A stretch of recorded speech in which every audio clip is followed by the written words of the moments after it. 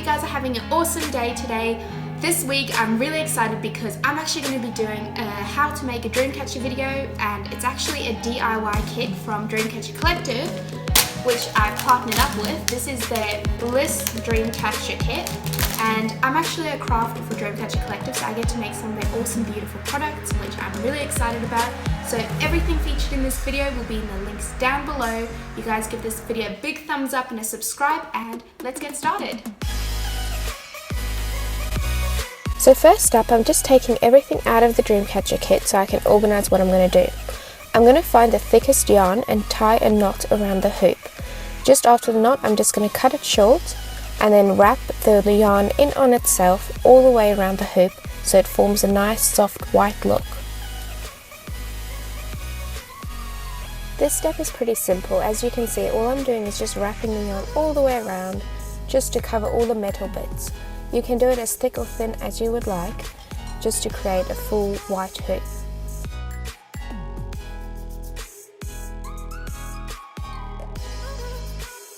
So I'm just zooming in right now so you can see how I'm going to finish it off. I'm just going to pull the yarn through so it's kind of like a knot. But before I finish, I'm just going to wrap it around loosely, so I'm leaving large spaces so it creates like a candy cane effect. And then I'm going to alternate the direction of it, which I'm going to zoom in now so you can have a look.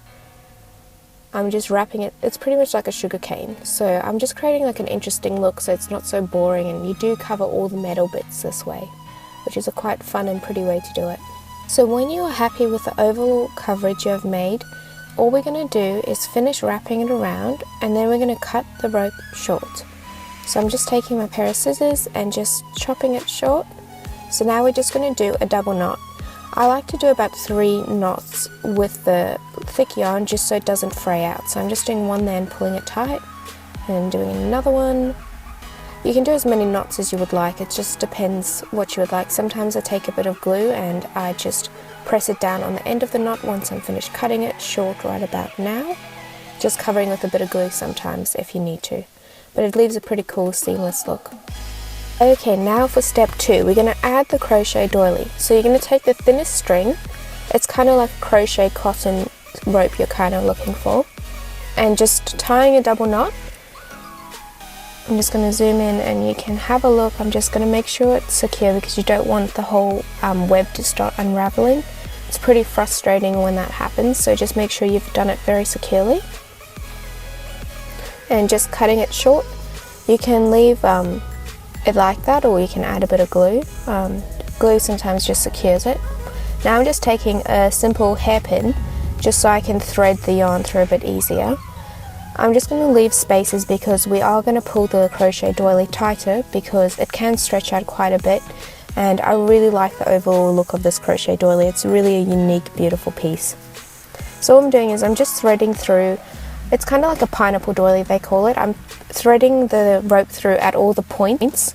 So I'm doing about two loops by each point, and all I'm doing now is just pulling it tighter so then it stretches more of the crochet doily across the hoop. I'm just going to zoom in now because I'm just going to cut it and do a double knot or triple knot or whichever you prefer, just whatever you feel is really secure so it doesn't unravel. So I'm just going to secure it, and there we go. Now that you have secured your crochet doily into the hoop, we're going to move on to make a hanging loop.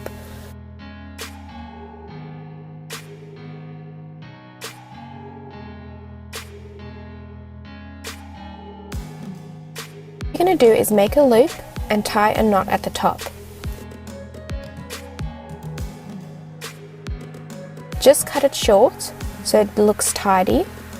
Then we're going to simply take the loop, push it through the hoop, and then pull it in on itself so it can hang. Now we're going to move on to the tassels, so let's jump into the studio. Welcome to the studio. So now that we've got the hoop wrapped and we've got the crochet doily in the hoop, we're going to start attaching the tassels. So usually to attach the tassels, you just have to tie a double knot like I showed you before, just to attach everything. You can do that with the lace and the ribbons and all that. I am going to use a glue gun just because I prefer using a glue gun. It's completely up to you what you choose to do. Just remember, the glue gun, it is very hot, so do not get burnt, because it hurts. But let's get started. Now we're going to start adding the tassels. I like to start in the middle of the Dreamcatcher so I can gauge how long I would like to make the tassels.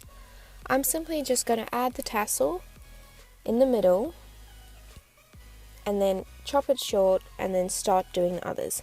I'm going to aim to make a very V shape, if that makes sense to you guys, just so it's got a nice angle, cascading angle when it's coming down, so it actually complements the hoop at the top.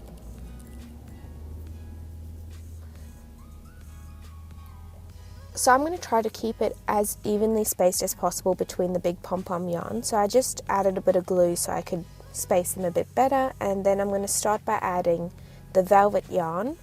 So I'm just cutting them into 2 equal strips just so I can attach them to either side of the pom-pom yarns, and I'm going to repeat this step for all the other pom-pom yarns as well.